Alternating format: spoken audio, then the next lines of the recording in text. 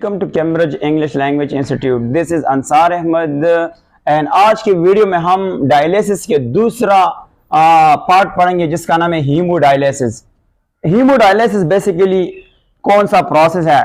तो हीमोडायलिसिस वो प्रोसेस है जिसमें हमने वेस्ट को रिमूव करना है और इसके साथ साथ वाटर को रिमूव करना है by circulating blood, that is called circulating blood, that is called blood outside the body, outside the body through, that is called through a machine which we call, machine is called dialyzer, machine is called what? That is called dialyzer के जरिए हम क्या करेंगे? खून को filter करना है। Haemodialysis कौन सा प्रोसेस होता है? हीमोडायलिसिस वो प्रोसेस होता है कि हमने खून को फिल्टर करना है जिस्म से बाहर एक मशीन के जरिए, उस मशीन का नाम है डायलिज़र। अब हम डिस्कस करते हैं इसको, एक डायग्रामेटिकली डिस्कस करते हैं कि ये प्रोसेस होता किस तरह है। चलो देखते हैं, इसको ड्रॉ करने की कोशिश करते हैं कि इसको हम किस तरह ड्रॉ करते हैं। सबसे पहले हम एक हाथ लेंगे कि ये फॉर एग्जांपल अगर हमारे पास क्या है, ये हमारे पास एक हाथ है या इसको हम कहते हैं आर्म है। ये हमने क्या ले लिया? एक हाथ ले लिया। तो आपको पता है हाथ के अगर हम देखिए तो फिंगर्स होते हैं। ये अगर हम फिंगर ले ले इसके, ये फॉर एग्जांपल इसके क्या होगा? ये फिंगर होंगे। अब इसके साथ हमारा कोई रिश्ता नहीं। अब यहां पे क्या होता है? यहां से हम सबसे पहले आर्ट्रियोल को सर्च करेंगे। सबसे पहले हम कौन सी चीज को सर्च करेंगे? यहां पे हमने आर्ट्रियोल को सर्च करना है। आर्टेरियोल फॉर एग्जांपल ये हमारे पास क्या है? इसको हमने आर्टेरियोल, फॉर एग्जांपल ये क्या है? ये हमारे पास है आर्टेरियोल है, दैट इज कॉल्ड आर्टेरियोल है। आर्टेरियोल के बाद ये कौन सा आता है? इसको हम कहते हैं that is called blood line. इसको हम क्या नाम देंगे? ब्लड लाइन कहा जाता है, that is called blood line है।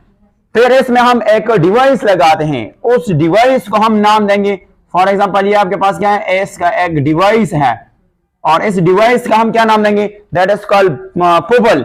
इसको हम नाम देंगे दैट इज कॉल्ड पोबल, पोबल ट्रैप कहा जाता है, दैट इज कॉल्ड ट्रैप। इसका फंक्शन ये है कि अगर इस फ्लूइड में, अगर इस खून में कोई गैस वगैरह है तो ये क्या करेगा? ये उसको ट्रैप करेगा। और फिर हम ये जो आपके पास आर्ट्रियोल है हमें लेके जाएंगे डायलिज़र मशीन, और डायलिज़र मशीन तक ये हमने जाना है, दैट इज कॉल्ड डायलिज़र मशीन। तो यहां से अब क्या बनाएंगे? डायलिज़र मशीन ड्रॉ करेंगे। अब डायलिज़र मशीन होता किस तरह है? यहां से अगर हम बात करेंगे डायलिज़र मशीन में होता क्या है? सिलोफोन यानी सेमी परमिएबल मेम्ब्रेन्स होते हैं, वो मैं यहां से ड्रॉ करूंगा। यहां से फॉर एग्जांपल ये मशीन है और इस मशीन को अगर हम देखें तो इनमें से बेसिकली क्या होता है? इनमें से बेसिकली ट्यूब होते हैं। इनमें से बेसिकली क्या होता है? इनमें से ट्यूब होते हैं। यहां से मैं ड्रॉ करूं, दैट इज कॉल्ड, इनमें से बेसिकली क्या होता है?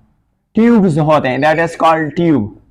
इनमें से बेसिकली क्या होता है? ट्यूब होता है, दैट इज कॉल्ड ट्यूब्स होता है। ये बेसिकली क्या होता है? इनमें से ट्यूब होता है। ये ट्यूब थोड़े से मोटे होते हैं, यानी इसमें ये बेसिकली इस तरह के ट्यूब होते हैं, इस तरह। ये ट्यूब है इसके अंदर, ये ट्यूब है इसके अंदर, ये ट्यूब लगा गया है, ये ट्यूब है। और अगर हम इसको देखें तो ये सारे क्या है? ये सारे ट्यूब है। अब हमने क्या करना है? हमने ये, इसका नाम है, ये डायलिज़र मशीन है, डायलिज़र मशीन है। इसका नाम क्या है? डायलिज़र मशीन है। और इसके अंदर ये जो आपको नजर आता है ये सेमी परमिएबल ट्यूब्यूल्स होता है, यानी इसको ट्यूब कहा जाता है। सबसे पहले हमें इसको यहां तक लगाना है, यहां तक इसको हमने लगा लिया। ये यहां तक ये लगा हुआ है इस तरह, और ये इस तरह अगर जाते जाते तो ये किस तरह होता है? इस तरह ये सारा कनेक्टेड होता है, कनेक्टेड। और यहाँ पे खून फिल्टर करके कहां तक चला जाता है? फिर यहां से ये दोबारा यहां से इसको आगे हम इसने लेके जाएंगे, यहां से आपको पता है, अभी प्रोसेस समझाता हूं, पहले सब सिंपल बताता हूं कि क्या होने वाला है।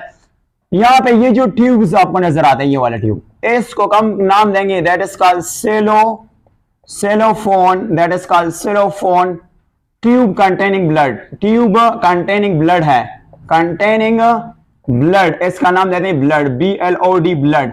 और इसके बाद हमने एक पंप लगाना है, क्योंकि ये जो मशीन खून साफ करते है, तो फिर हमने क्या लगाना है? एक पंप लगाना है। उस पंप को हम यहां से एक पंप लगा होता है जिसको हम कहते हैं दैट इज कॉल्ड पंप। ये पंप, इस पंप का नाम क्या है? इस पंप का नाम है ब्लड पंप। इसको हम क्या नाम देंगे? That is called blood pump, that is called blood pump. और स्टेंट कहते हैं, स्टेंट क्या मतलब होता है? ट्यूब, STUNT स्टेंट है।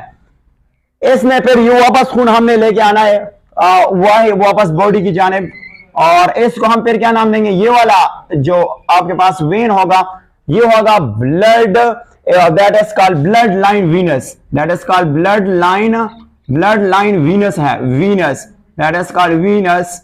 उसको हम क्या नाम देंगे? VINOUS, वीनस है, दैट इज कॉल्ड, इसको हम क्या नाम देंगे? वीनस है। अब आपको पता है कि खून यहाँ पे गंदा डीऑक्सीजनेटेड, यानी यहाँ पे क्या होगा? ये फिल्टर नहीं है, ये फिल्टर खून हमने यहाँ पे ये डायलिसिस को सॉल्व कर वापस कौन रिटर्न करता है? ब्लड लाइन वीनस, यानी वेनस को रिटर्न करता है। अब यहाँ पे एक और चीज हमने याद करना है कि नीचे से हमारे साथ एक और चीज होता है जिसको हम बेसिकली ट्यूब फॉर्म में होता है। यहाँ पे कंप्रेस्ड ईयर करता है, ईयर को कंप्रेस रखता है, कंप्रेस्ड करता है year, that is called year. और यहाँ पे फिर इसके बाद क्या है? एक और ट्यूब लगा होता है जिसको हम कहते हैं, इस ट्यूब में आपके पास क्या होता है? फ्रेश फ्लूइड डायलिसिस होता है। इनमें से क्या होता है? Fresh fluid, that is called fluid dialysis होता है, दैट इज कॉल्ड डायलिसिस होता है, डायलिसिस होता है। और इसके बाद क्या होता है? ये एक और ट्यूब में चला जाता है। यहाँ पे आपके पास कांस्टेंट क्या होता है? कांस्टेंट टेम्परेचर बात होता है, कांस्टेंट टेम्परेचर बात होता है, टेम्परेचर, इसका नाम है टेम्परेचर बात होता है, बात, ये टेम्परेचर को मेंटेन करता है। अब ये फ्लूइड के साथ हम क्या करेंगे? इस फ्लूइड को हम इस सिस्टम से लगाएंगे इधर, ये इधर इस सिस्टम तक आ जाता है। जब ये सिस्टम तक आ जाता है ना, तो आपको पता है, अब देखो यहां से अगर हम थोड़ा सा एक्सप्लेन करेंगे, यहां से ये खून के ट्यूब है और ये जो मेम्ब्रेन है ये सेमी परमिएबल है। इस खून में क्या है? वेस्ट है, वो वेस्ट मॉलिक्यूल के फॉर्म में भी हो सकता है और वो जो है कैसे, यानी सॉल्यूट फॉर्म में हो सकता है। तो ये यहां से डिफ्यूज करके यहां तक आ जाएगा, ये डायलिसिस फ्लूइड है ना, तो ये यहां तक आ जाएगा। ये वेस्ट खून से कहां पे आ जाएगा? थ्रू जो सॉल्यूट होंगे वो कौन से प्रोसेस के जरिए आएगा? वो डिफ्यूजन के प्रोसेस के जरिए, और जो वाटर होगी वो ऑस्मोसिस के जरिए आएगा। अब जब ये इधर आ जाएगा, ये वेस्ट इधर आ जाएगा और खून जो है वो फिल्टर हो जाएगा, वो वापस बॉडी की तरफ जाएगा।